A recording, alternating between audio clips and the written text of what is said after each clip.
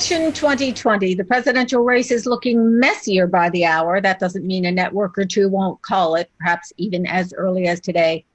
But does that mean it's over? Hi, I'm Lisa K. Donner, editor-in-chief of LibertyNation.com, and this is a special edition of the Conservative Five. Let's be clear, when a network declares a winner, they're working off projections and models, not certified election results. We've got more on that, plus the legal challenges, plus the campaign narratives on both sides. Lots to unpack here, so let's get this show on the road. Joining me this morning are Sarah Cowgill, Scott Cosenza, Tim Donner, and the illustrious Graham Noble. Morning. Time for our special segment called Tim Does Math, and no one does it better. What are you calculating these days, Mr. Donner?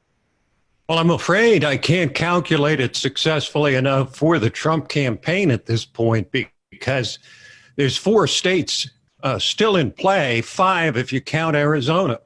Trump has to run the table in Nevada, North Carolina, Georgia, and Pennsylvania to get over 270. Joe Biden just has to win any one of those. So the pathway for the Trump campaign may be through court challenges, which Scott will discuss.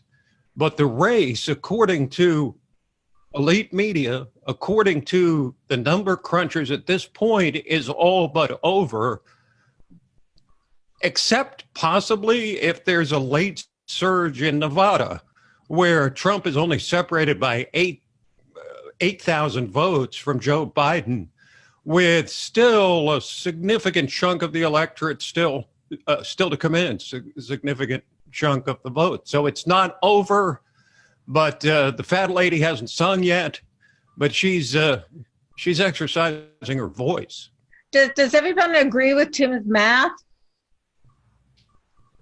Yeah, I do. But there's so many weird things that are coming to light about this election. I mean, in 2000 we had the dangling chads and the bumps and the pimples and all sorts of stuff in Florida. This year, 2020 is proving to be a pain in the butt for people in the Southwest because they were given felt tip markers to mark their ballots, and they've bled through the paper. So now we've got, contesting those ballots out in New Mexico. I mean, New Mexico is a wash. It's always going to go Democrat. But in Arizona, that's coming up as one of the big problems, where ballots were tossed or presidents were voted for that weren't really voted for. The double counts on the ballots. It's kind of a mess. So there's, it's all about the felt tip out in the Southwest. All right, well, that brings us into our legal challenges. And I've asked LN's legal affairs editor, the guy with the ESQ at the end of his name, Scott Cosenza. Let's dig into these challenges. I think a lot of people don't understand the difference between a recount and a legal challenge, Scott. Well, let me answer your previous question first and say, do I agree with Tim's math? If I could have done math, I would have gone to med school instead of law school. So I don't know if I agree with it or not. But I am licensed to practice law in the Commonwealth of Pennsylvania, as it happens. But that doesn't give us too much guidance in terms of understanding all these suits yet. For the recount question, that is not a lawsuit. That is something that takes place through the mechanism of state law, but it's not like Trump is suing, for instance, for a recount in Wisconsin after the authorities canvass those votes, not looking at the call-in votes that are monitored by the news organizations to make their calls on, we would hope election night, but in any case, in the days and weeks after. This is a different thing where there are automatic recounts that are triggered in some instances when the margin of victory is very narrow. And in Wisconsin, they passed a law after Jill Stein was the Green Party candidate who asked for a recount in order to help her opponent, by the way, Hillary Clinton, in the last presidential election, the 2016 presidential election in Wisconsin. And so they're going to proceed under that legislative and legal rubric that has nothing to do with actually filing a lawsuit. But it's also going to take a fantastically long time in terms of the 24-hour news cycle, Lisa. That's like a 6-week probably minimum operation. Okay, Graham, does this come down to legal challenges, math, or narrative? Well, I think all of those things play into it. I mean, obviously, since election night, both campaigns have been trying to steer the narrative. You know, the speeches by Mr. Biden and also by President Trump. They're both trying to influence public opinion. You know, they're playing a PR game. You know, I think it's going to come down to possibly to legal challenges. I don't know if those legal challenges will be successful, but I believe that the result of this election, such as it is going to be contested, you know, way into, you know, to the end of this year, maybe even into the beginning of next year. I mean, the whole thing is such a mess. I find it ironic that the supporters of the Biden campaign and the campaign itself appear apparently outraged that the president is calling for a halt to the vote counting, when in fact on election night, a number of crucial states seemingly, and this is my observation of it, I can't say I have any proof of this, but seemingly in concert, all decided to stop counting, which I thought was absolutely outrageous. Now, I'm not suggesting that I have any evidence whatsoever that there's any fraud going on here, but my personal opinion is this whole thing smells fishier than a fisherman's convention attending a fish concert at a fish market. Let's dig into those legal challenges a little bit. What actual challenges are out there, and Okay. What is the Trump campaign contending in each of these legal challenges? Okay, so there's a landscape to cover here. There are, I'm told, I haven't verified this by going to every court website and downloading the complaints, which I would normally do to be able to actually deliver, you know, real facts. But we're following reports that they've filed complaints in Pennsylvania, or suits, that is, in Pennsylvania. I think Arizona is contemplated now, and we're going to get one in Michigan, I think, and in Minnesota, maybe, or no, Michigan. And we know they have asked the United States Supreme Court to be added on as a party to the litigation that's currently before that body. So I'll go as quickly as I can. The Pennsylvania Republican Party sued the state of Pennsylvania in the federal courts. Okay, they wanted the federal courts to say that the Pennsylvania Supreme Court was incorrect when it said ballots that were submitted after Election Day should still be counted, because the plain language of Pennsylvania law forbids that. But the Pennsylvania Supreme Court said that some other provisions of the Constitution guaranteeing, you know, the right to vote, basically, because of the crisis and pandemic, that warranted them literally rewriting the law. Now, of course, our Constitution says that state legislatures have the power and right to set time, place, and manner restrictions on voting, not state Supreme Courts or state governments writ large. And that's where the Republicans in Pennsylvania complained to the federal courts, to the United States Supreme Court. They asked for an emergency injunction prior to the election to make sure those ballots weren't counted. The Supreme Court said they would not grant that emergency injunction.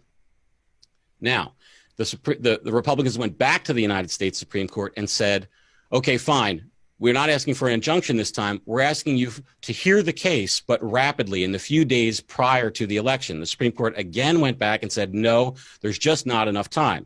But Justice Alito wrote that there will be time, there could be time after the election for an expedited hearing.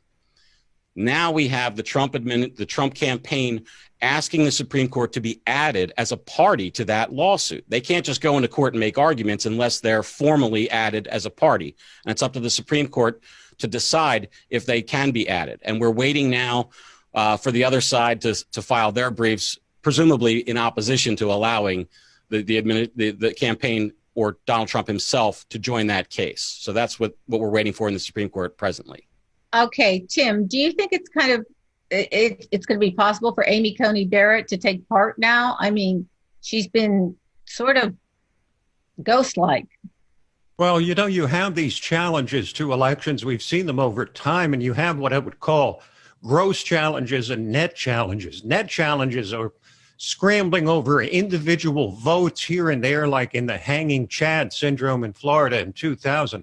Then you've got what I would call more of a gross appeal, which is, as Scott described, the very validity of continuing to count ballots that were received after November 3rd.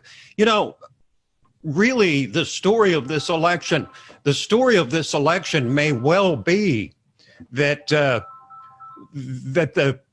it's good to turn your phone off before we go on live.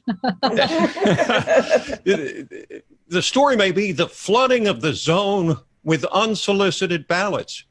And take it further back a step to the pandemic. The pandemic gave the Democrats an excuse not only to attack President Trump, not only to keep Joe Biden behind closed doors for most of the campaign, but also to say we should send out millions of unsolicited ballots.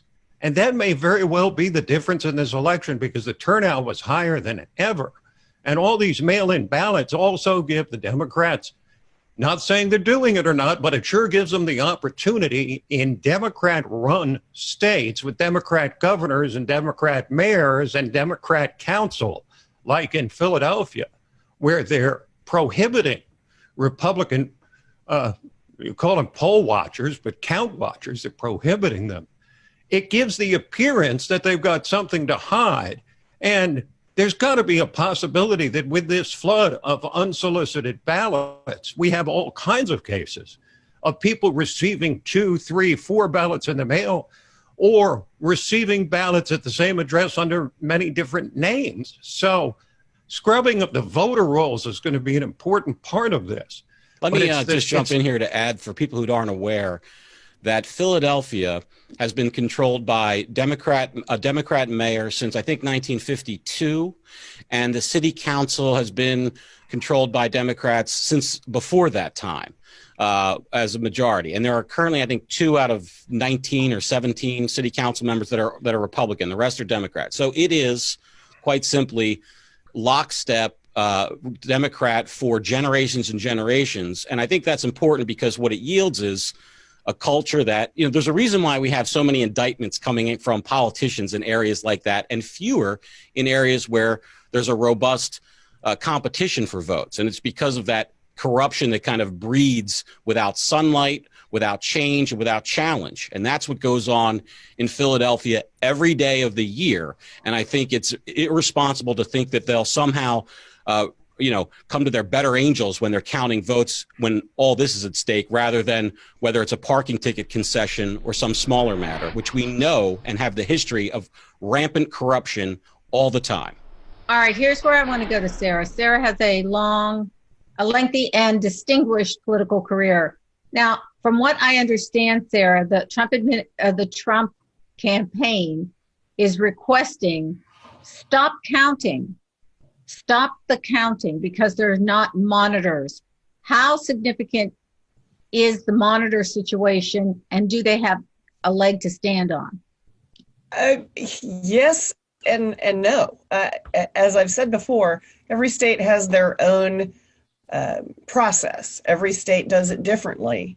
And, you know, if there's no ability to have a third party in there watching the vote count and how it's processed and who's involved and where the votes go, and, you know, every little tiny thing, every little detail, that's up to the state.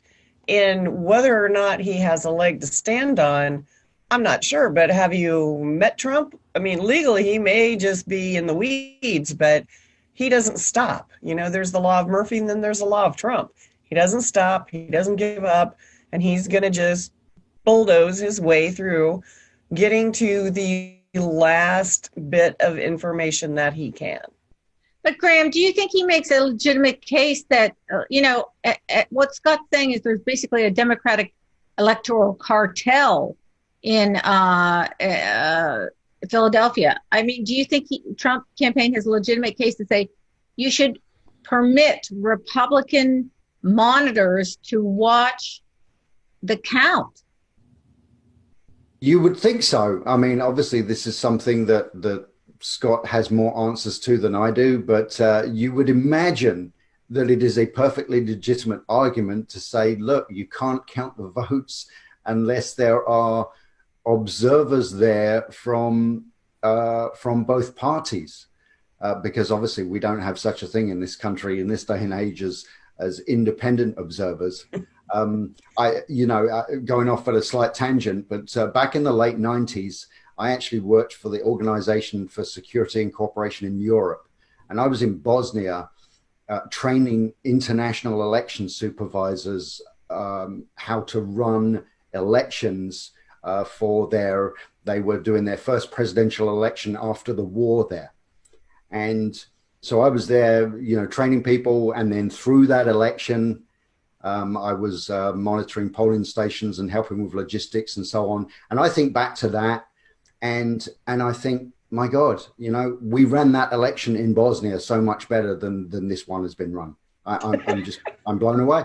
Lisa, what I was doing, one of the things I did in the late 90s was perform a poll watcher function in the Commonwealth of Pennsylvania in a county next to Philadelphia, and got thrown out illegally because the election officials on site couldn't handle an independent observer. They were later fired for their illegal act. But I'm just saying that's the level of challenge that they can't handle in some places in the Commonwealth of Pennsylvania.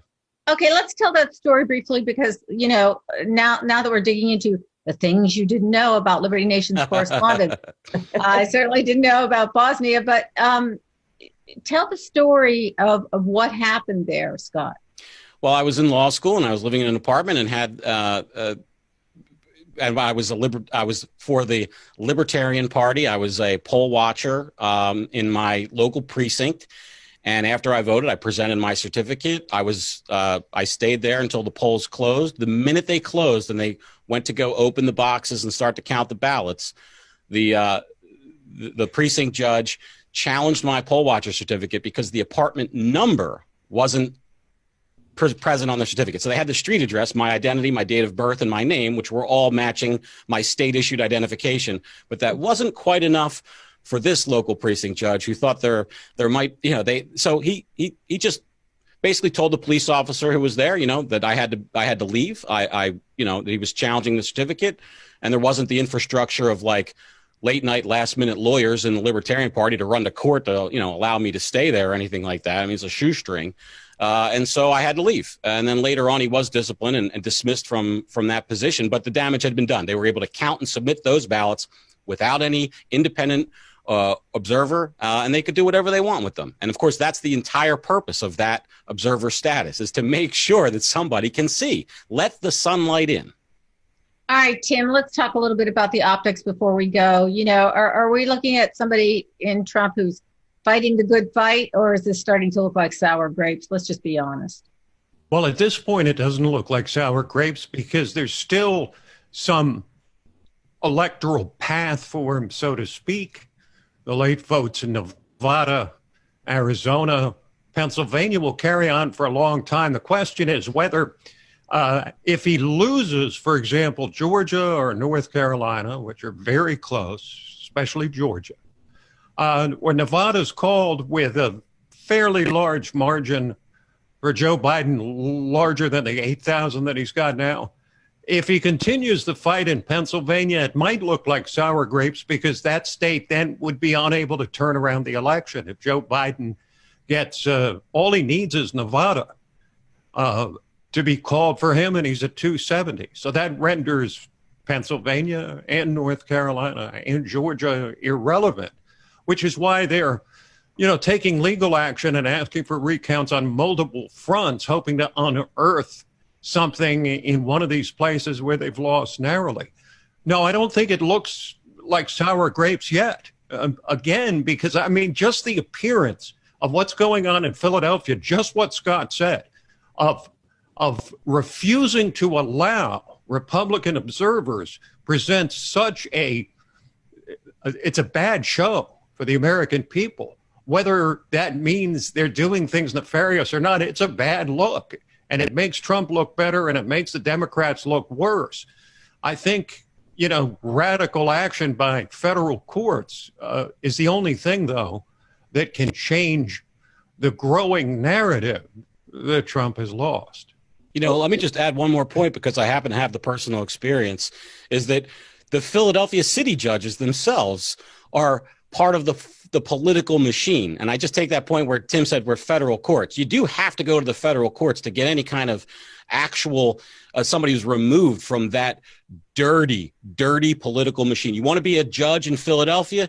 I mean, you pay $100,000. Used to be, when I was in law school, it was $100,000. Everybody knew it. You put $100,000 in the city party coffers. They put your name at the top of the list on the polls so that you get that slot, that valued slot. It was pay to play then. I have no understanding as why it wouldn't be pay to play today in the state judicial system run by those Philadelphia party regulars. Of course, we're talking about a state whose attorney general just maybe a day or two before election day tweeted that if all the votes are counted in Pennsylvania, Donald Trump is going to lose. This is the state attorney general. I thought we were not supposed to, particularly if we're in positions of power like that, I thought people are not supposed to call the election for either candidate before election day has even taken place. It's so vulgar to point out their hypocrisy, Graham. Don't do that, please. When people continue to get away with, nefarious deeds and acts, and it happens all over the country. It's not just Pennsylvania.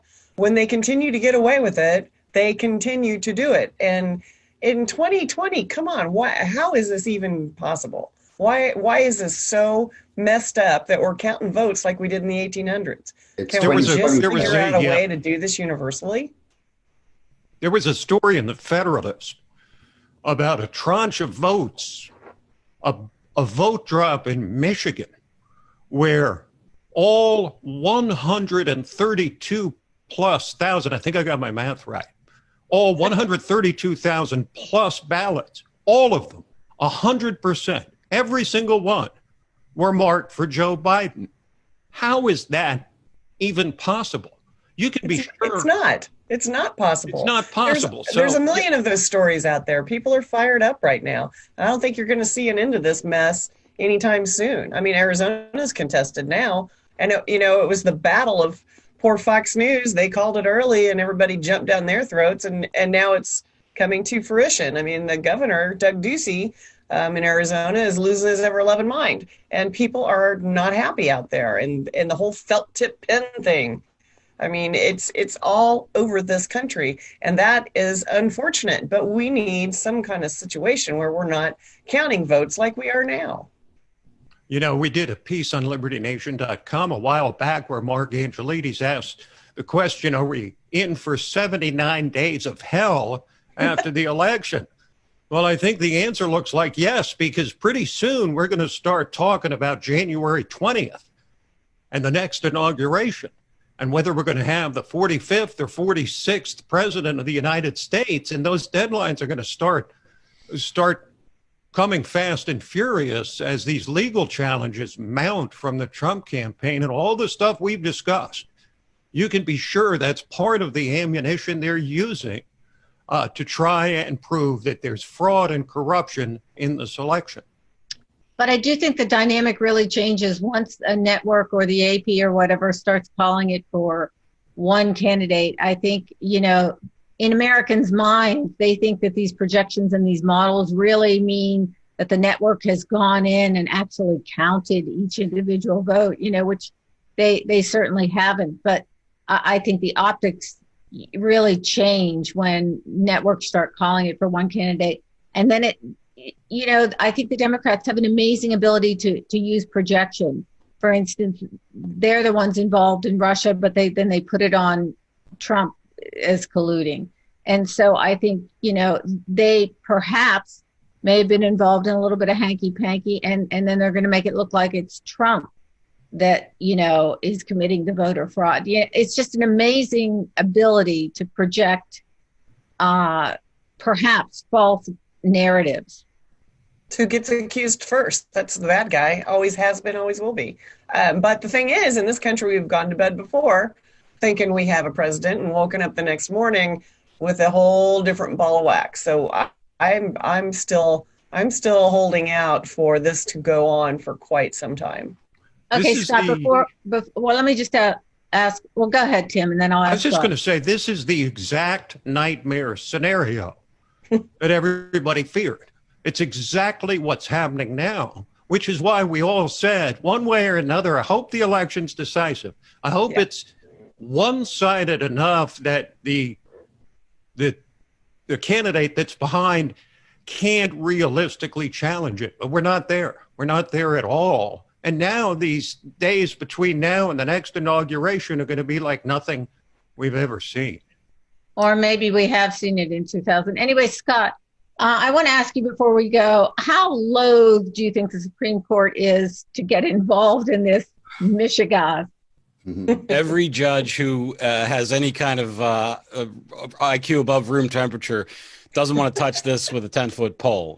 It will not accrue to their benefit. And, the last thing a judge wants to do is be on TV for anything. If you're a high judge, right? They don't have to go to the grocery store dressed up in their jacket and shirt rather than their pajamas. Judges enjoy, they're not politicians for a reason, right? And so they don't want to be involved in this. And I will say to you, that's a great question, because the courts will look to any legitimate legal reason to avoid ruling on a political matter. And we should expect that kind of ruling if they're able to make one. Okay, well, that's it for this edition of the Conservative Five. We will return when the state of play changes, which is likely to be sooner rather than later. So keep monitoring LibertyNation.com for the latest. Thank you, Graham, Sarah, Tim, and Scott. Thanks. And thank you, our viewers, for watching. I'm Lisa K. Donner, editor-in-chief of Liberty Nation. Stay tuned to LibertyNation.com, conservative news where truth and facts matter.